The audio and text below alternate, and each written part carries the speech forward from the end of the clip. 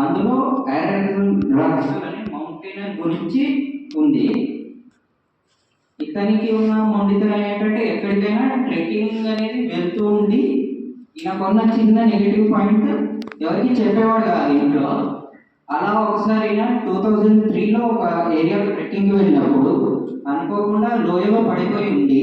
అక్కడే 5 days వరకు water are food లేక ఉండి లాస్ట్కి ఏం చేయాలో తెలియక బయటపడాలన్న ఆ స్టబ్బర్నెస్తో తన చేయి తనే నరుకోవాల్సి వచ్చింది. ఆల్మోస్ట్ 6th day ఆఫ్టర్నూన్ ఆ లోయ నుంచి బయటకు వచ్చాక కూడా అదే ఆ తెగిన చేయితోనే ఆల్మోస్ట్ 4 hours నడుస్తూ ఉన్న తర్వాత వేరే దగ్గర ఉన్న ట్రెక్కింగ్ వాళ్ళతో వెళ్ళి అతన్ని కాపాడతాడు.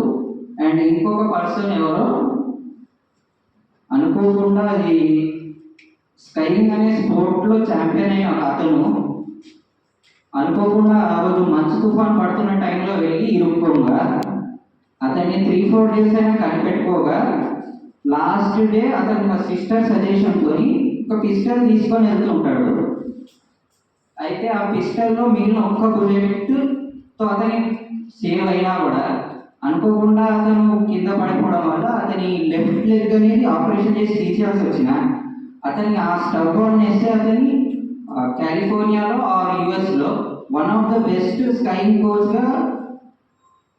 కోచ్ అవుతూ నేను చేసింది ఇలా మీరు చేయకుండా పట్టించుకోకుండా ఉండాలి one of the motivational speaker కూడా అయ్యాడు.